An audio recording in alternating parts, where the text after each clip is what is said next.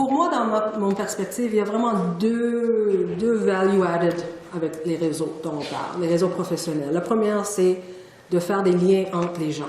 Et je commence avec ça de façon très exprès, parce que c'est surtout un réseau des gens, des professionnels, défini par... Et pourquoi est-ce qu'on veut limiter ça à une profession?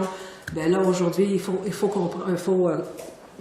être connaissant du fait qu'une profession, c'est plus très étroite. Peut-être avec les ingénieurs, c'est toujours le cas, mais c'est devenu, comme on a entendu tantôt, très pluridisciplinaire. Alors, déjà, c'est assez vaste.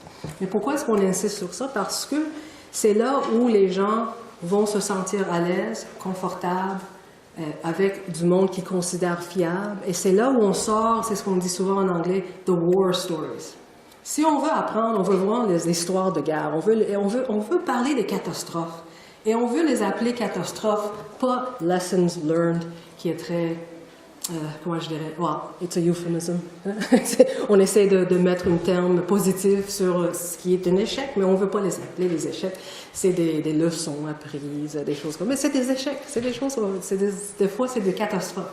Si on est parmi des gens qui partagent notre profession, même si c'est pluridisciplinaire, et moi-même, notre école, on a changé le nom de notre école, c'est l'école des sciences de l'info. Puis en anglais, c'est Information Studies, the School of Information Studies. Donc, c'est très multidisciplinaire.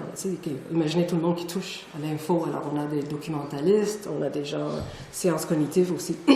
Alors, c'est surtout ça. Et là, quand on parle de connect to people, ben, on parle de ça. On veut être à l'aise. Et quand on parle de trouver de l'expertise, être capable de poser une question, demander de l'aide. J'ai travaillé au Japon. Cet aspect était le plus difficile pour les Japonais, et c'est culturel. Parce que pour eux, ils disaient, ouais, vous autres, là, les Canadiens, les Américains, vous êtes très à l'aise à dire « I don't know, I don't know, I don't know ». Chez nous, là, on ne dit ça jamais. C'est nous les experts, c'est nous les professionnels, on va perdre la face si on demande de l'aide. Et peut-être c'est plus explicite dans la culture japonaise, mais ça existe partout. Sauf si on est parmi des gens qui partagent notre profession. Nous sommes déjà plus à l'aise à dire « Écoute, as-tu déjà rencontré ce problème? » Il y a toute une communauté, un réseau autour de SharePoint, je peux vous dire. Il y a plein de questions. Comment est-ce que tu as trouvé la solution, etc. Donc, c'est de ça qu'on parle, d'apprendre de pairs et des experts, la transmission de cette expertise.